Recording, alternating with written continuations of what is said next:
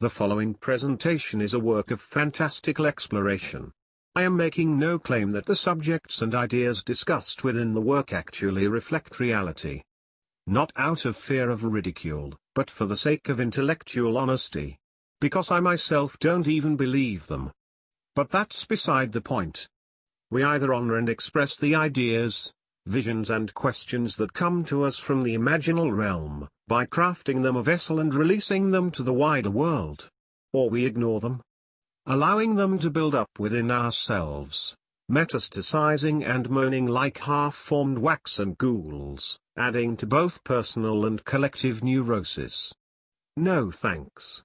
I prefer to practice psychic hygiene. So if you find yourself rolling your eyes a little too hard at this video, take a few deep breaths, loosen your tie, relax, and ask yourself, have you ever had a dream that you want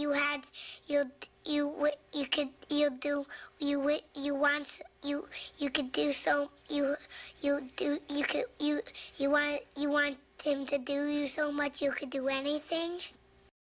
The Mythopoetics of the Wildman. Please make him welcome.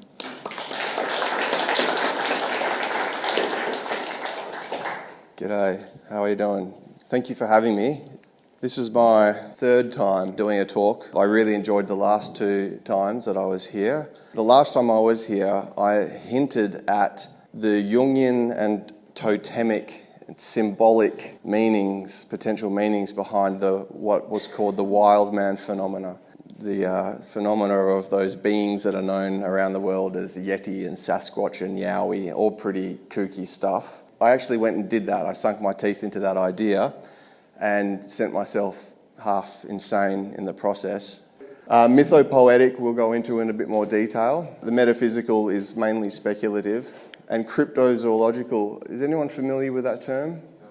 It basically means the study of supposed animal species that are not recognised to science, right? And it goes through everything from like something really wacky like Mothman or the Loch Ness Monster, through to the whole Sasquatch Yeti thing, and all the way through to something like the billy ape, a proposed subspecies of giant chimpanzee that lives in the Congo, which they now actually think is legitimate. So yes, cryptozoological, that's speculative as well, but it's objective based on sanctioned natural science. So Extra-sapiens hominids. My friend Angie and I had a little bit of a chat yesterday, I think. I was trying to come up with the best term to describe these guys. What I mean by Extra-sapiens hominids is just that. Any member of the hominid family, which means any of the bipedal apes that have evolved since the chimpanzee and human last common ancestor split.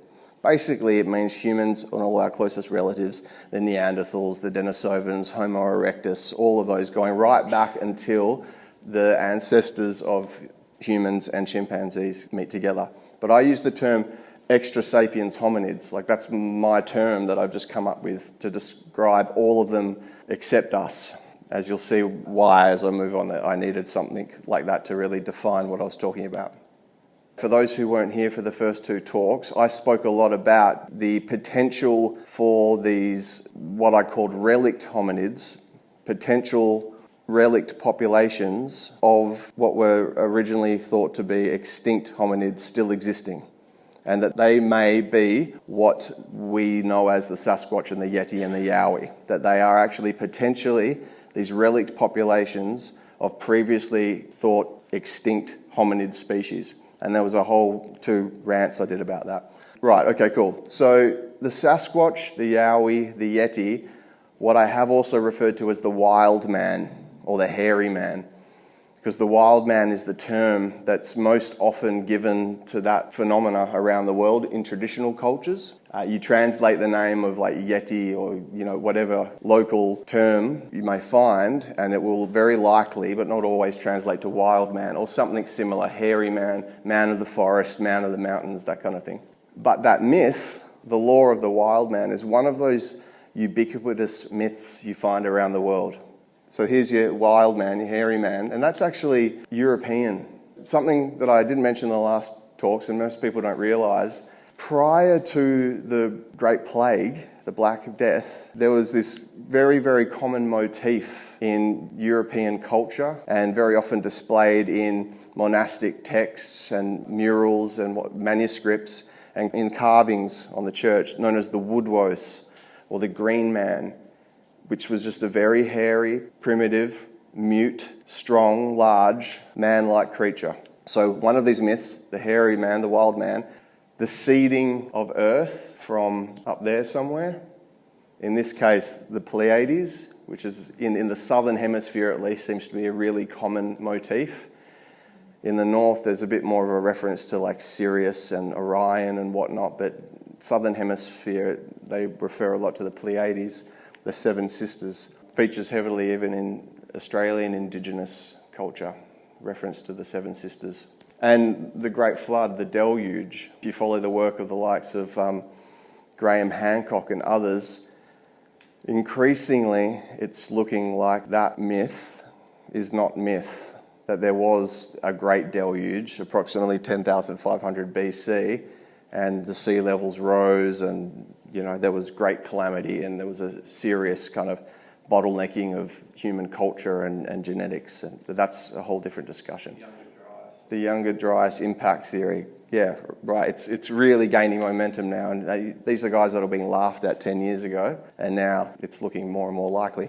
I mentioned this, though, the fact that it is like one of these myths that you find collectively expressed around the world.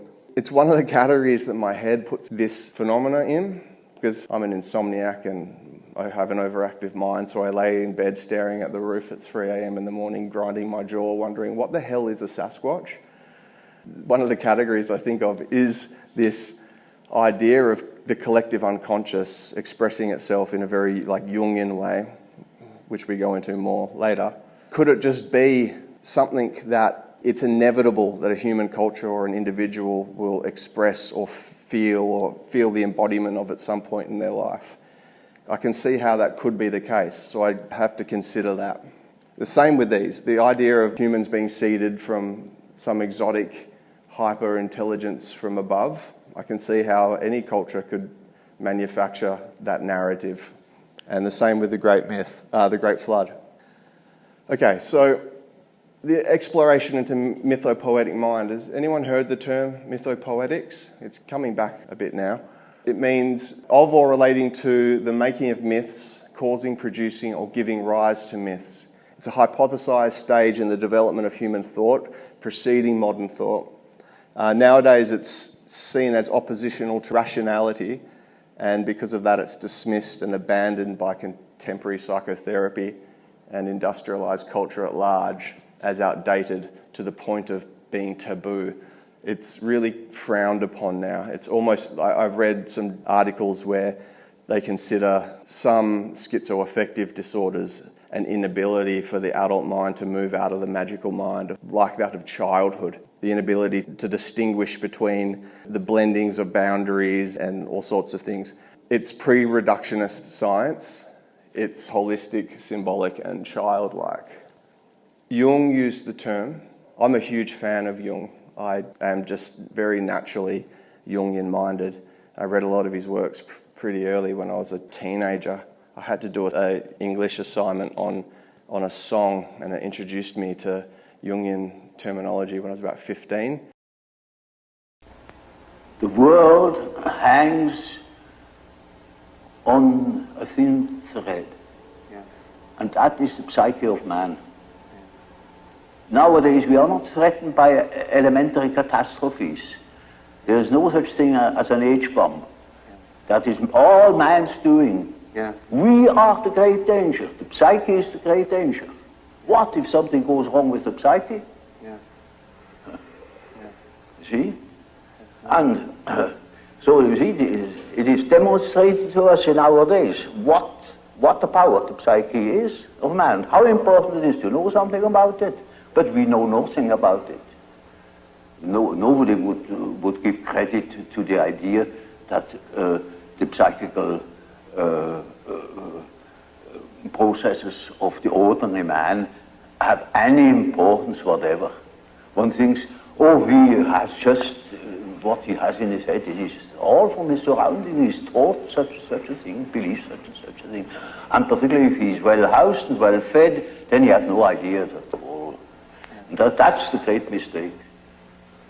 Because he is just that as which he is born, and he is not born as tabula rasa, but as a reality. Yeah. Jung writes, "It is of course ironical that I, a psychiatrist, should be at almost every step of my experiment have run into the same psychic material which is the stuff of psychosis and is found in the insane. This is the fund of unconscious images which fatally confuse the mental patient, but it is also the matrix of a mythopoetic imagination which has vanished from our rational age." There's a lot in there. I would imagine some, if not most of you guys, are familiar with Jung. Yeah. Has anyone read the Red Book? It's one of the most important books of this century. The Jung family estate wouldn't let anyone see this book that Carl Jung had written called the Red Book, or Liber Novus, the Book of the New, or the New Book. Until about 2009 it was released, and it was this incredible big doorstop tome, red, and he had painted the whole thing like a medieval manuscript, and all of the text was calligraphy, and he had spent hours upon hours on it. I think it was actually incomplete, some of the paintings, but it was a magnificent work of art. And what it actually did was explain and reveal what had happened to him way back when he was studying under Freud, I think in around the time of the First World War.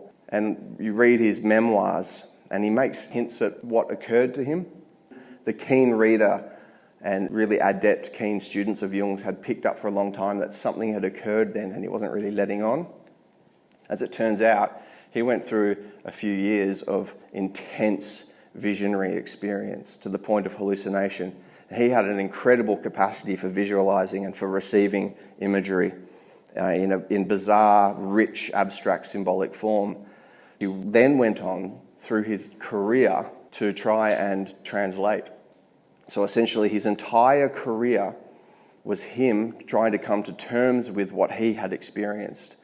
And this Red Book is his testimony to that experience. I do suggest you have a look at it, and it's pretty rare. They only printed a few thousand copies, distributed around the world. Jung cites this term mythopoetic and symbolic and the psychic realm and all these different things. He states how important it is to the human mind. In fact, he claims that the human mind is religious in nature. So he uses the term religious. Nowadays, people are a bit picky and they think that that term's been misused. But we are spiritual in nature. We seek greater meaning naturally. And if we don't actually have a mechanism to attach that to, or a way to satiate that, it has deleterious effects on our psyche. And Modern Man in Search of a Soul was a book that Jung read. Has anyone read that one? It goes into great detail on this particular subject. And you can see it nowadays. There is an impulse in people driving them back toward a search for greater, deeper meaning above and beyond the flat, dry, reductionist, strictly materialist, Descartesian paradigm that we've been in for however many decades or centuries. It's done great things, like we've built all sorts of wonderful toys with it, atom bombs and striped toothpaste and all of that, but it's left us actually quite unwell. So what some people have called the archaic revival, it's a renaissance of interest in things like shamanism, symbolism, occultism, psychoactive plants and fungi, paleoanthropology, Pleistocene studies. That's something that's really taking off. The Pleistocene was the period of time before what we are in now called the Holocene, before the last ice age ended. And there's a huge emergence of interest in that period at the moment. That's a point I really want to drive home. According to Jung, and in my experience, I would agree with him, the human mind is hardwired somehow to expect and or yearn for, search for a greater meaning.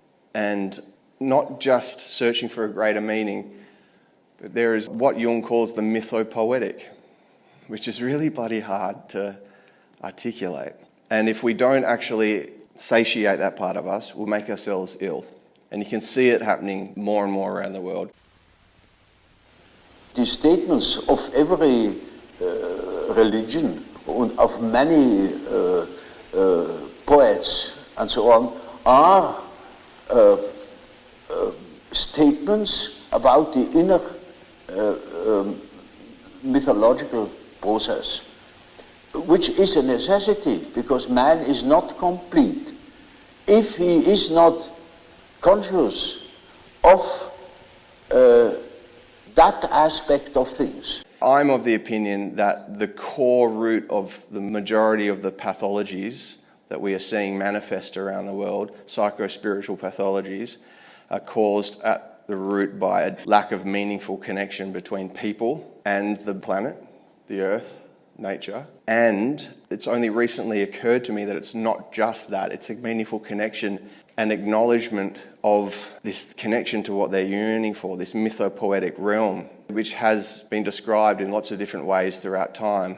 Most cultures have some version of, or many versions of, another realm, at least. There's the whole axis mundi idea, the above, the below. Many indigenous cultures, especially on this continent, speak of the dream time.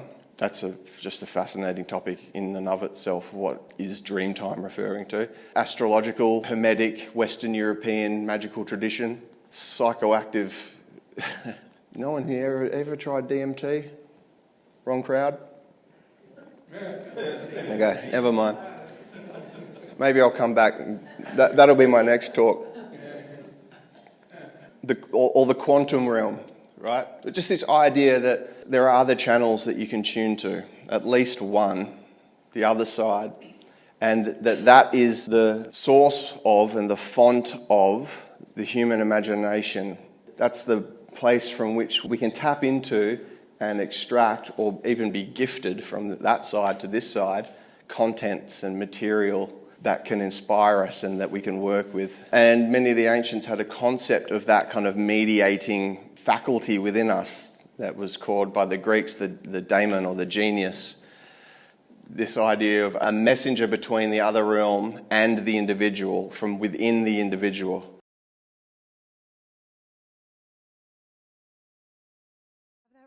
And not just writers, but creative people across all genres, it seems, have this reputation for being enormously mentally unstable. And all you have to do is look at the very grim death count in the 20th century alone of really magnificent creative minds who died young and often at their own hands. And even the ones who didn't literally commit suicide seem to be really undone by their gifts. I've been sort of looking across time, and I've been trying to find other societies to see if they might have had better and saner ideas than we have about how to help creative people sort of manage the inherent emotional risks of creativity. And that search has led me to ancient Greece and ancient Rome. People did not happen to believe that creativity came from human beings back then, okay? People believed that creativity was this divine attendant spirit that came to human beings from some distant and unknowable source for distant and unknowable reasons. The Greeks famously called these divine attendant spirits of creativity daemons. Socrates famously believed that he had a daemon who spoke wisdom to him from afar. The Romans had the same idea, but they called that sort of disembodied creative spirit a genius. Which is great, because the Romans did not actually think that a genius was a particularly clever individual. They believed that a genius was this sort of magical divine entity who was believed to literally live in the walls of an artist's studio, kind of like Dobby, the house elf, and who would come out and sort of invisibly assist the artist with their work and would shape the outcome of that work. So brilliant. This is how people thought about creativity in the West for a really long time. And then the Renaissance came and everything changed, and we had this big idea, and the big idea was, let's put the individual human being at the center of the universe, right? Above all gods and mysteries, and there's no more room for mystical creatures who take dictation from the divine. And it's the beginning of rational humanism, and people started to believe that creativity came completely from the self of the individual. And for the first time in history, you start to hear people referring to this or that artist as being a genius. rather than having a genius. I had this encounter recently where I met the extraordinary American poet Ruth Stone, who's now in her 90s, but she's been a poet her entire life, and she told me that when she was growing up in rural Virginia, she would be out working in the fields, and she said she would feel and hear a poem coming at her from over the landscape, and she said it was like a thunderous train of air, and it would come barreling down at her over the landscape, and when she felt it coming, because it would shake the earth under her feet, she knew that she had only one thing to do at that point, and that was to, in her words, run like hell. And she would run like hell to the house, and she'd be getting chased by this poem, and the whole deal was that she had to get to a piece of paper and a pencil fast enough so that when it thundered through her, she could collect it and grab it on the page. And other times, she wouldn't be fast enough, so she'd be running and running and running, and she wouldn't get to the house, and the poem would barrel through her, and she would miss it. And she said it would continue on across the landscape, looking, as she put it, for another poet. I've written here, the honouring of the daemon or genius, the listening to it, making it manifest in material realm by expressing the motif, brings psychic hygiene. It's something that we've completely pushed away. That might not have great repercussions on many people, but there are certain individuals, for whatever reason, that it's their job, it's their role, it's their destiny, their blessing or their curse, depending on how you look at it. Their volume on that message is turned up a little bit louder. It appears that most people in our contemporary industrialised culture can get away with ignoring it or not even know it exists or sweeping under the carpet. And I do believe that they're affected by it, but they can sweep it under the carpet. I think there are others who are so affected by it that they go completely neurotic to the point of psychotic. And I think that a lot of the things that we call psychological and psychiatric pathology has a lot to do with this, although, I'm not a doctor. Psychic hygiene is not necessarily like a psychic protection type. No, not a protection. It's literally a hygiene, maintenance, brushing your teeth. Yeah. All form requires maintenance, right? If it's born, it will die. And in between, you have to give it a few coats of paint. But we don't do that. We have no concept of psychic hygiene in our culture. And these things build up, and it doesn't have to be some big traumatic event or series of them that will build up and accumulate and affect you negatively. It can just be small day-to-day things. It's like you were watching the news and you saw something disturbing, and then you changed the channel and didn't think about it again. It still went in. Or, you had an argument with a loved one and said something cold and harsh to them, harsher than you think, and you walk out the door and you don't even think about it again. That sense of regret or whatever is still sitting with you, and these things build up and build up and build up like a plaque. And in the ancient world, they had the mechanics of that kind of understood, and they had remedies in place, and that's a whole discussion as to what they were. We don't even recognise the ontological strata of psychic phenomena. So no wonder we're all going cuckoo. Not all, present company excluded, of course. And again, as you'll see, this is a common theme amongst these slides, abandoned by industrialised culture. Another thing that is abandoned by industrialised culture are the many other forms of sensing, knowing and sense-making. It's funny because as I was driving here, I was thinking to myself, what am I even talking about? When I get there, I have no idea what I've gone and done. I don't know what this PowerPoint presentation is. And on the radio came on about the different means and mechanisms of knowing that we've abandoned. I was like, oh yeah, right, okay, that's it, yep. Proprioception is this one in particular. Proprioception is just kind of bodily feedback. Your position and movement and velocity and trajectory of your body in space. Just your body in space. It's really simple. But by God is it profound when you really kind of meditate upon it. And it's very much attached to the animal body. There's nothing really cerebral about it, but it is incredibly intelligent. It's tied to the immediate experience. No middleman or interpretation required. I like that. This chap here, Terence McKenna, he says, and what is the primary datum? It's the felt presence of immediate experience. In other words, being here now is the primary datum. And we've gone and thrown that baby out with the bathwater as well. And I think that as well has a lot to do with healing, the collective healing process. It's that we're not aware that our reality is constructed by two different systems, if you like, which focus on different aspects of reality and therefore construe a world with different qualities. And the first part of the book explains that in terms of neuropsychiatry and philosophy.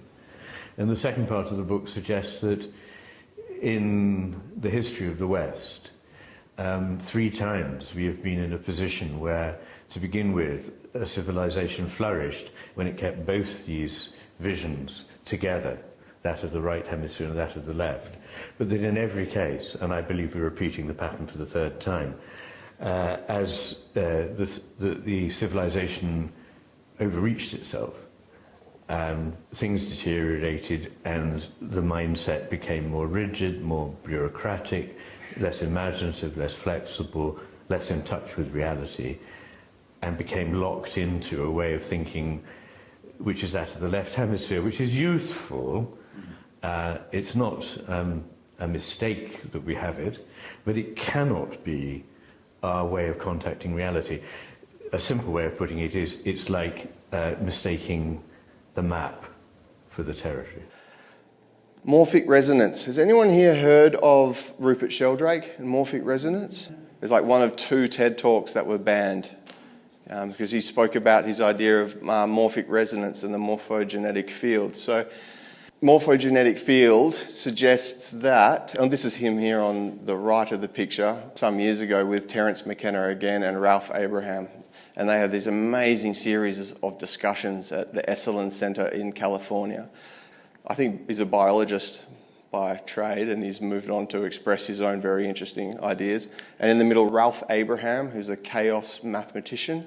This chap here, Terence McKenna. The morphogenetic field and morphic resonance suggests that all biological forms, plants, fungi, animals, etc., have a unique energetic signature held within the Earth's morphogenetic field. This extra-physical architecture actualizes not only as a species' physical biological form, but also as a behavioral model that they by necessity inhabit, embody and express with, in most cases, next to no room for deviation. It's their programming.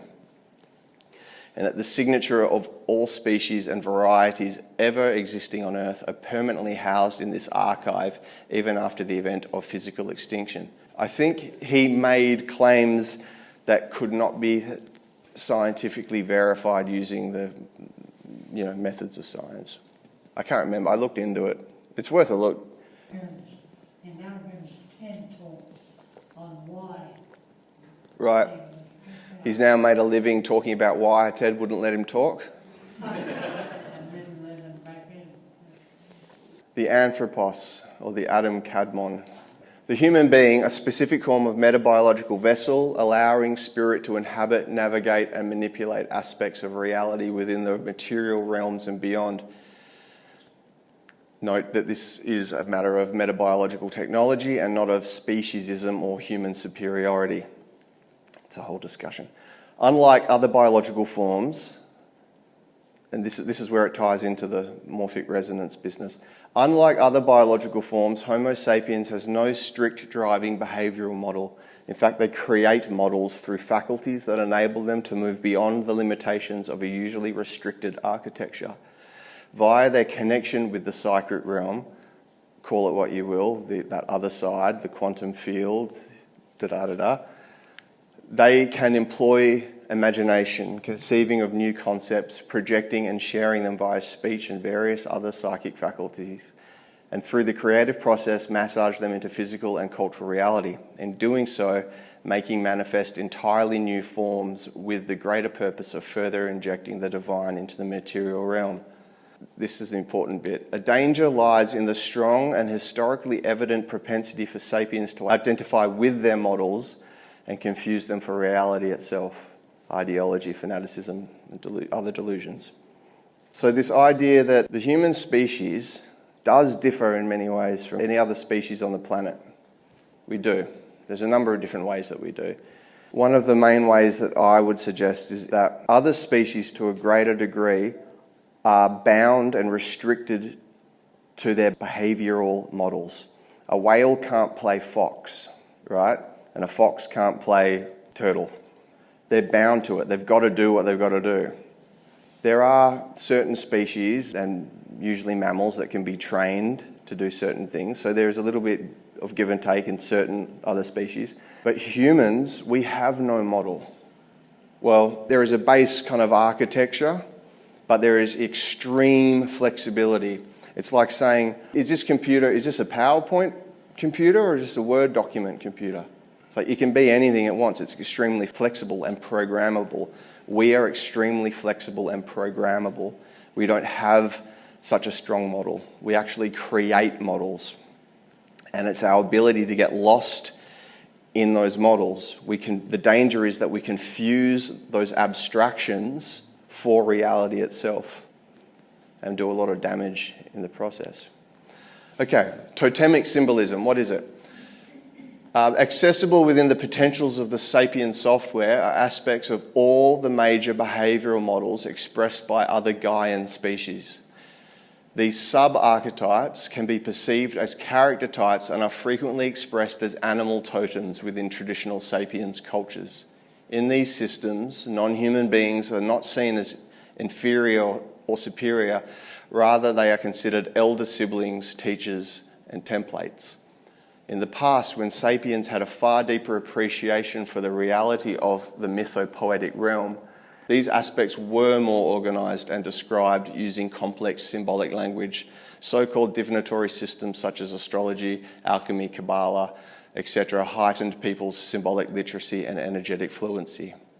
So this idea that these animals, as an expression of Gaian consciousness, actually have their own models of behaviour, which are an expression of Gaian being.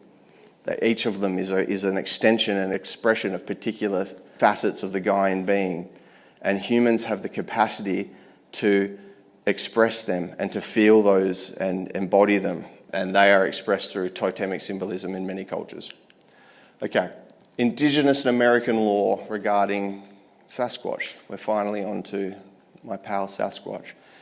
Countless Native American tribes make reference to and name a being that fits the contemporary description of Sasquatch.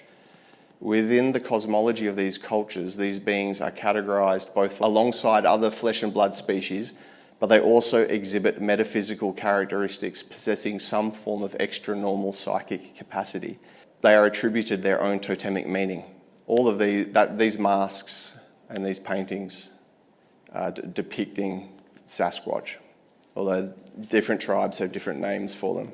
These beings, they hold a special place in the kind of ontology of many of the tribes. So on the one hand, they will explain and express the Sasquatch with the other flesh and blood animals. They will say that no, it's an animal. It bleeds, it eats, whatever. But it also displays some really interesting extra metaphysical capacities as well, so it's very hard to place. It's worth noting that Indigenous law is often cloaked in layers of interpretation, with each new layer offered as an individual ascends through grades of initiation. So just because you are introduced to an idea in an initiation process, it doesn't mean that's it. And it doesn't mean that face value needs to be necessarily considered the only value. And I just like to keep that in mind when I think about things like this. Common Indigenous American totemic interpretations, often referred to as an elder brother, our closest relative, husband of Earth, and a messenger warning of disconnection to Earth. It's called The Husband of the Earth by Joe Flying By from the Lakota. Ray Owen from the Dakota, he says, he, Sasquatch, is our big brother. He looks out for us. We were going downhill, really self-destructive. We needed a sign to put us back on track, and that's why the big man appeared. Ralph Grey Wolf says they make an appearance at troubled times to help troubled Indian communities get back in touch with Mother Earth. Bigfoot brings signs or messages that there is a need for change, a need to cleanse. And the Ojibwe say that the Ragaru, or the Sasquatch, appears in symptoms of danger or psychic disruption to the community. In the following clip, the bard McKenna waxes poetically on a Jungian interpretation of the UFO phenomena. As you listen, we invite you to employ your noetic faculty of conceptualization by imagining that he was instead speaking to the Wildman phenomena. What? To my mind, no one has really gone beyond Jung. He understood very clearly that saying that something is a denizen of the psychic realm no way precludes its also having efficacious force in the physical realm through the phenomenon which he called synchronicity. In looking at the effect, not asking the question, what is it, but what does it do, you very quickly see what the flying saucers are doing. What they are doing is eroding faith in science. They are an antidote to the scientific paradigm that has evolved over the past 400 years and which has led us to the brink of global catastrophe. So the notion being developed here is that within the structure of the human psyche, there is something like a governor, something like a monitoring circuit, which when a society begins to evolve in a pathological or lethal direction, phenomena can be induced not by the egos of men and women, not by their institutions, but by the overmind, the collectivity of the human species. Phenomena can be induced which are so corrosive to the ideologies currently in place that their underpinnings are cut away, their validity is called into question, and their programs for social development and control are invalidated and destroyed. Now, a perfect example of this is the rise of infant Christianity. If you'll cast your mind back to the situation in the early years of the Christian era, and imagine the mentality of a Roman aristocrat, a person of power in Roman society. Their physics is drawn from Democritean and atomism. In other words, they are thoroughgoing materialists. Their social theory is drawn from Epictetus and Plato. They are, in fact, extremely modern people by our own standards. However, among the gardeners and kitchen help and stable boys, there is news of a momentous event in the Middle East. A Jewish rabbi has triumphed over death and risen after 3 days in the tomb. Should the master of a Roman household have caught wind of this kind of superstitious talk among the help, he would have just dismissed it with a sneer. What a preposterous idea. And it is a preposterous idea. Nevertheless, the fact that an idea is preposterous has never held it back from making zealous converts. And within 120 years after the Annunciation of the birth of Christianity, its missionaries were beating on the gates of Rome, attempting to convert the emperor.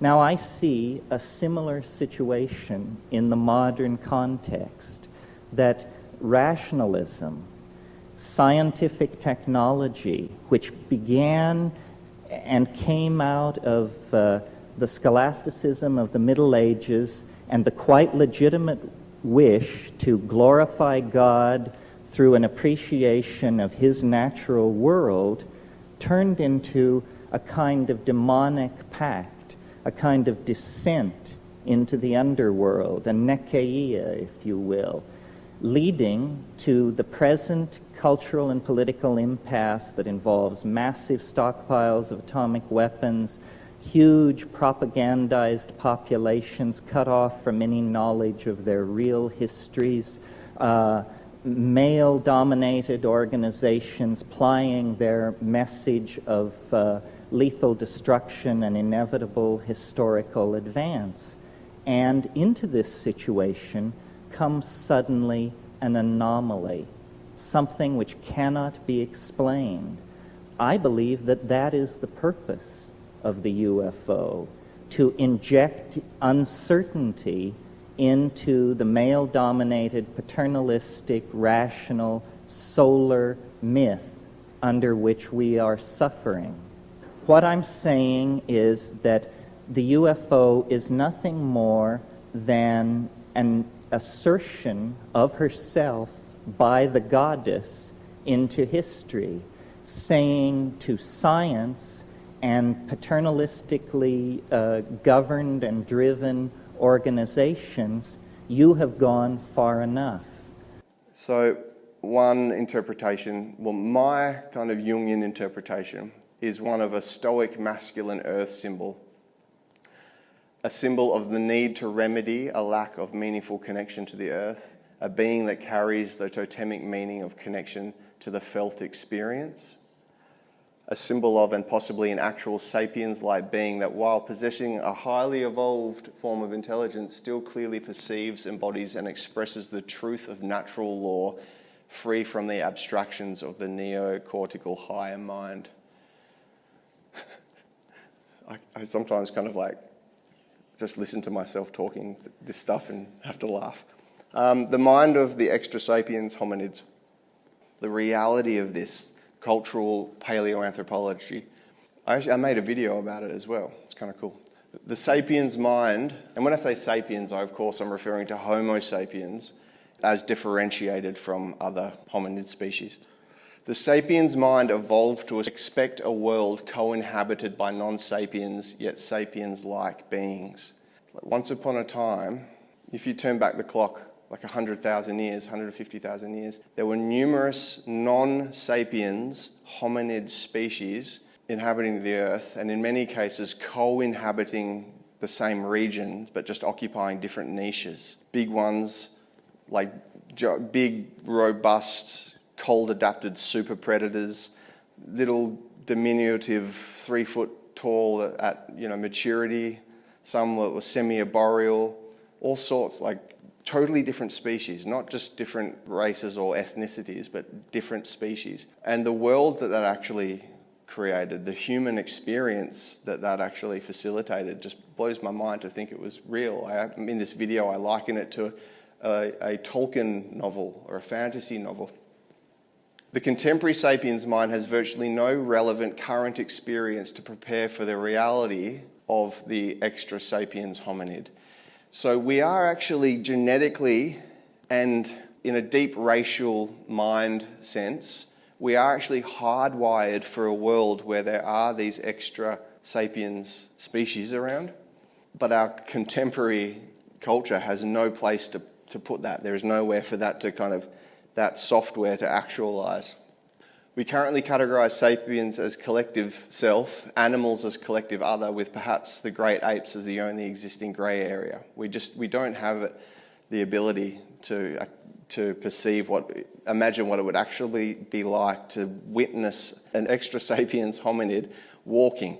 A very, very simple thing. If you could turn back the clock, or we could magic one here now, and we had a species like Paranthropus boisei, which is my favourite, called Nutcracker Man, huge sagittal crest for these big jaw muscles because it could just chew on anything, vegetarian.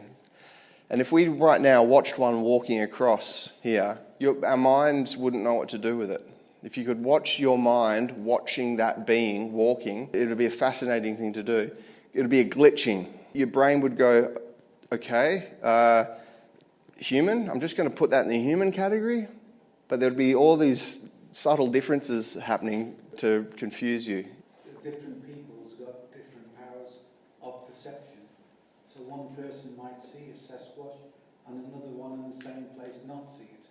Yeah, I've heard Indigenous Australian mob on a number of occasions say that they see them fairly often, but white fellas won't see them.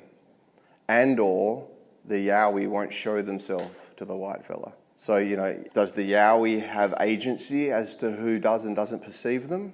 Or is it a matter of the white fella not having the sharpened psychic tools to perceive? So there's all these potentials. As in hypnotism, a mind... Perhaps we've blunted our equipment. We need to squeegee our third eye. Just as we wonder at the Extra-sapiens hominids' physical morphology, so should we be awed by the possibilities, implications of their mind, consciousness, and cultures. Their varied forms of consciousness are just as valid as ours. I say are, just as valid as ours, yet adapted to different niches, different expressions of human genius. This has been blowing my mind lately at 3 a.m. staring at the roof. The way in which a non-sapiens hominid species, the way their mind would work and their culture and their character. Because once upon a time we portrayed them all as brutish troglodytes, but increasingly the evidence is suggesting that at least some of the species were actually very sophisticated. This is a greenstone bracelet that was found in a cave in Siberia around 2009, I think, that has a hole drilled through it that was made using a steady state drill. So not one of these, there was a mechanism to keep the drill going straight with consistent rotations. And that's dated at approximately 70,000 years ago. So if you know anything about the conventional chronology of history and human evolution, to have that happening 70,000 years ago is in and of itself means for a massive rethink. That was the Denisovan species. So they were a Neanderthal-like species, not sapiens. They were a different species to sapiens. And we didn't know anything about them. We didn't know they existed until this cave was explored and they found a whole bunch of bones. One of them was the tip of the pinky finger. Like of all the bones that got eventually taken to the lab, they're like, it's Neanderthal, let's go and map its genome and see what's up. It wasn't Neanderthal. It was a completely different species of hominid known as Denisovan. And since then we've discovered that they interbred with Homo sapiens, and the Australasian, Melanesian peoples have like a 4 or 5% Denisovan admixture in their genome. It's fascinating. Okay, has anyone read Clan of the Cave Bear? In this series, the author Jean M. Auel, I think it's pronounced Auel, I don't know how you'd pronounce A-U-E-L, Auel. It's set, I think, about 50,000 years ago in Eastern Europe, and there's a young Homo sapiens girl who's orphaned, and she's fostered by a family, a clan of Neanderthals, and it goes into her story of how she's raised by them, and it's quite incredible. The author did an amazing job at inventing the mind and culture of an extra-sapiens hominin, the Neanderthal. The Neanderthal brain here you have on the left are the skull, and on the right the sapiens. So they actually had a bigger brain capacity than us on average. Average adult human brain is something like 1,400 cubic centimetres, and theirs was like 1,700. They had bigger brains than us. But relative to us, they had a developed occipital bun at the back and a less developed prefrontal cortex. And sapiens is the other way around. So the occipital bun houses the mammalian brain in the back here, which generates and supports things like intuition, social behaviour, visualisation, that kind of thing. Whereas on the other hand, the sapiens has the diminished occipital bun and an augmented prefrontal cortex, which supports attention, short-term memory, planning, innovation, logic. The Neanderthals in the book, as described by Auel. Now, this is just her model, and I'm just using this as a model. This is not to say that this is how they were. It's just one woman's work of fiction. The Neanderthals were largely mute. They communicated a lot through gesticulation, the odd grunt and groan, but they also had a great psychic capacity. So it was like a combination of gesticulation and psychic interaction. And they had this amazing magical mindedness and this incredible collective memory. It was a genius move on her behalf, the way she portrayed them as... So like, animals, they have their instinct, right? And yes, there is a degree of culture within certain animals. Different herds of buffalo have slightly different behaviours, and that is a legitimate culture. But largely, these animals are born knowing what to do, at least relative to humans. Again, we're programmable. We don't have a model. We have to be taught. The Neanderthals in this story, they have this kind of in-between where there's a collective memory they can tap into and they just have to be shown.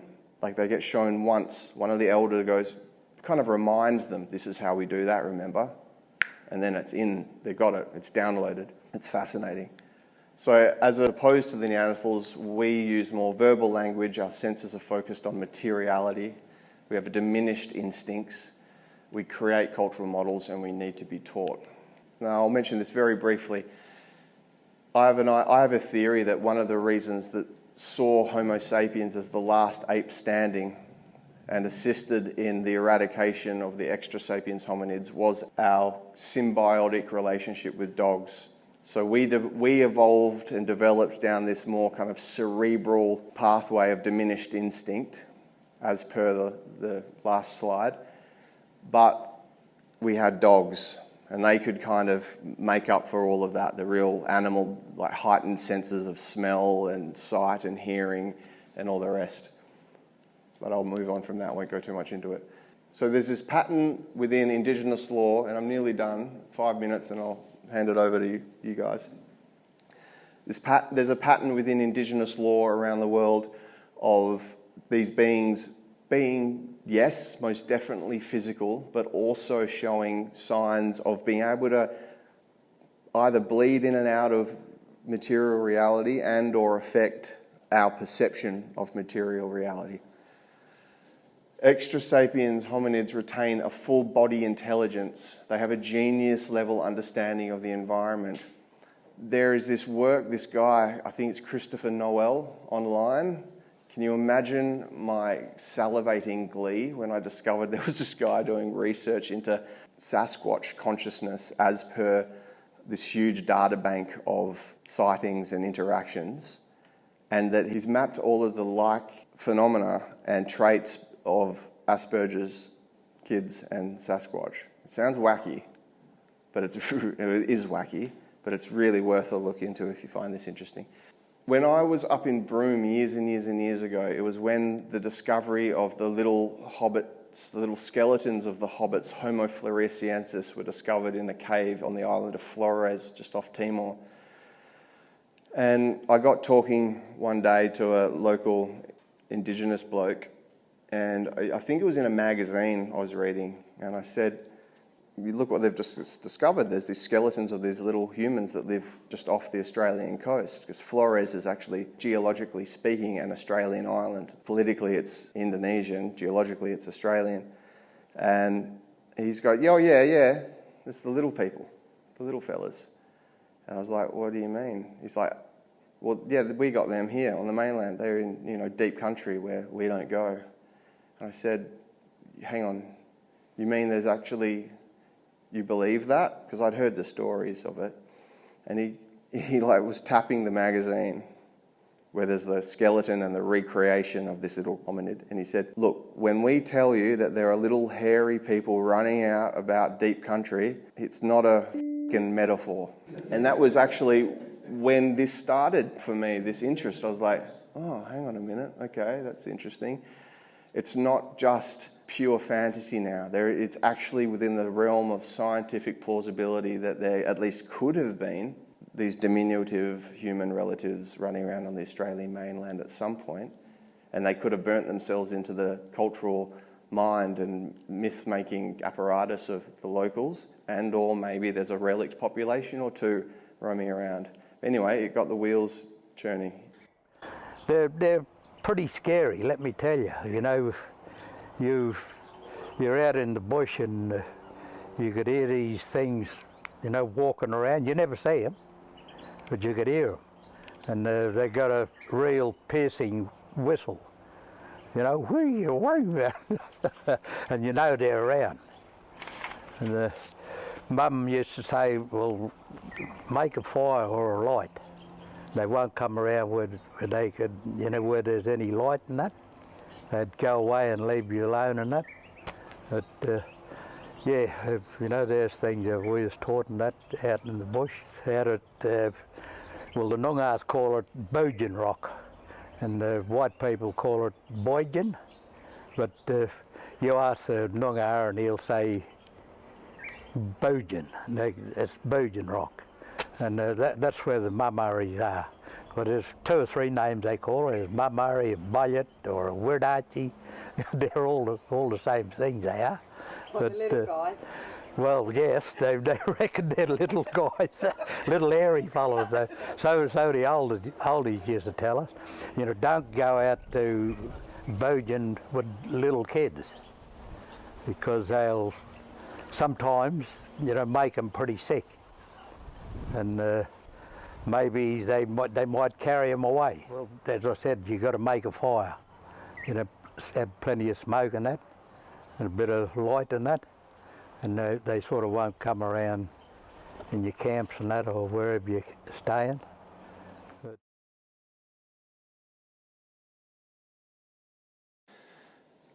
I was speaking to someone. I can't tell you the full story yet because I didn't get permission in time, and I don't want to tell the story without permission because it's just important. I was speaking to someone and this topic came up, and just trust me when I say that they have reason to think that there is something to what they're saying. I said, little people, oh yeah, okay, what do you know about them? It's like, yeah, look, it's in all the story, all the lore, there's little hairy people running around deep bush and they're a trickster type. And I said, okay, so what, like, and this is my mind trying to go, where do I fit this? Okay, what are they? And he goes, little hairy people. I go, like flesh and blood hairy people. He's like, look, yeah, like little hairy people, kind of weird looking, kind of aggro, like they can get aggro, like you don't mess with them, they can hurt you, and they're little people. I was like, okay, yeah, okay, well, cool. So flesh and blood, little person, because in my head, the little people is so often like the European version of the wee folk. You know, they're all like frolicking around in green velvet overalls, you know, flashing in and out of reality, this idea of children snatching and people falling asleep for a long time and waking up disoriented. And I wanted to know, okay, where do they sit? Are they a little flesh and blood potential relict hominid species? Or are they kind of the pot of gold under the leprechaun and fairies and gnomes and right? Not to say that I have any idea what the hell they are, but I was trying to, this is my over-rational mind. So I've gone, oh, okay, cool, flesh and blood. And then he said to me, oh, and they're shapeshifters. It's like, you can't do that. It's one or the other, man. But he went on to say that they disguise themselves as a rock or a bush or a log or something to evade detection. And I thought to myself, oh, okay, what if that's it? Like, what if there are entities out there with their human-like, but not human, highly evolved, intelligent, biological minds, displaying genius in all sorts of bizarre forms that we can't get a grip on, or we have, but we have lost because of our rejection of certain things, connection to the earth, felt experience, the mythopoetic realm, all of this stuff. And there they are with their bloody occipital buns or God knows what other parts and lobes of their brain they have hyper-developed. And what if they do have a psychic capacity to like jam our signal? What if they use psychism as like a... I can't believe I'm saying this. What if Bigfoot uses psychism as a magical defence? Psychism can be emotional as well. So like, I'm not sure if you're familiar with the work of David Paulides, Missing 411. Yeah, this a lot. Ties in a lot because there's shape-shifting possibly in that of all Yeah. these people. That stuff's creepy. This sort of stuff could definitely be using those types of things to hide from, especially, you know, don't mean to put this in a racist term, but the white mind or the Western mind, the Industrialised mind. Industrialised mind, yeah, that's a better term. It's the one I use to stay out of trouble because I get accused of all sorts of shit. Yeah, breaking everything down, like you said, into boxes, that's what we do. That's what we're taught, so it's very hard, but I think that's exactly what they do. Yeah. Potentially these extra-sapien hominids are psychically developed and have an innate access to and command of the psychic realm like we do to a capacity as well. But just as we differ physically from them, we also differ in consciousness and psychic capacity. There's potentially not just one species. I mean, prehistorically, we know there were dozens of species. There may be more out and about than we know about, and their toolkits could vary a great deal. They may perceive sapiens as threat and employ psychic capacity to evade us by jamming our psychic signal. A few questions, or you want to wrap it up? I'm good. Would you like to have a few more questions? I've got a little comment myself. You may have noticed in the past 5 or 6 years there's a new subspecies about the Earth. They cannot see us. I come across it all the time, and they look like this. That's not a bad metaphor. I mean, if psychically you were always walking around looking at a phone, distracted. Yes. I was just thinking about fairy stories. People of my generation know all about the fairy stories, and they would have been told for thousands and thousands of years. And a few things that you learned was a consciousness of nature spirits. When you look at the Lord of the Rings series, those sort of people populate all the stories that have come down to us. And so you have to think that there may well have been people who actually looked like that and were very different, but it was so long ago now that there may not be any trace. Thank you. I've done a whole video. We were living in a world where there were all these non-sapiens, but sapiens-like beings, for a start. And then secondly, as well as they do to recreate the physical morphology, the soft tissue, we can guess, and where we have mapped the genome, Neanderthals, etc., we have a better idea. But there are other species that we have no idea what they look like. And they could possibly have looked very different to how we thought they would. And I suggest in this video that it's in part one of the reasons why, as a species, we have this preoccupation with fantastical, anthropomorphic, non-human entities is because our brain is hardwired to expect them, because we co-evolved with them. A point worth mentioning. One assumption that is always made when humans discuss or explore the subject of extra-sapiens hominids, is that regardless of the many potential forms and consciousness that all different species may have had, or still have, we always assume that we, Homo sapiens, must be the most gracile, most advanced, least ape-like. This may not be the case. What if there was once, or perhaps still is, an as yet unrecognized species of hominid, native to the Earth, whose form, features and mind are even less similar to archaic hominids than us sapiens are? The mind boggles. And yet, to one of your earlier points, there are a lot of similarities between the Fey wee folk of Europe and the little hairy guys that run around. Like an ability to shapeshift or to blend in and out with their environment. There is a connection to taking kids as well, with the little hairy hominid chappies in various cultures around the world, Australian, Indonesian, Polynesian. One thing is they all appear to be male, and the other thing is, are they fearful of them? They're not always male. Quite a few of the North American mythologies and terms are feminine, like mother of the forest, and referred to the whole species as female. And funnily enough, I showed on my first talk what was called the Patterson-Gimlin film. You'd all know it. It was, Ripley's Believe It or Not core content back in the 80s and 70s. It was that shaky footage of the so-called Sasquatch in California, which they've since been able to hyper-stabilise, and even just the last year they've come out with even more stabilised footage from it. And I tell you, once you know what to look for, if it's a person in a suit, then they deserve an Academy Award, because it's absolutely incredible.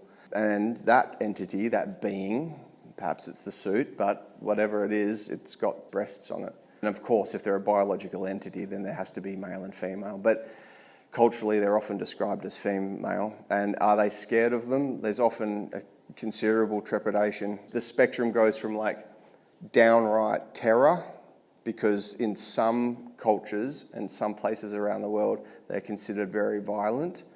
The Australian Yowie is actually, if reports are anything to go by, historically, way more violent than, say, the Sasquatch would be. because then it goes from downright terror of them up through to a, trepidation, to a kind of curiosity. But I don't know of many reports or historical accounts or traditional lore of them hanging out and high-fiving and being buddies or anything. Once upon a time, this stuff was just easily dismissed and laughed at, despite the fact that there is accounts going back through colonial era in Australia, America, other places, and then back further into native traditional lore, right? But now we've entered this age where every bastard's got a mobile phone with a camera on it, and the democratization of video audio software to be able to really look into what's going on. This stuff is incredible. If you're interested, there's a YouTube site called Thinker Thunker, and this guy's like a video audio specialist, and he breaks down all of the supposed proposed Sasquatch and similar videos, and he finds some really interesting stuff.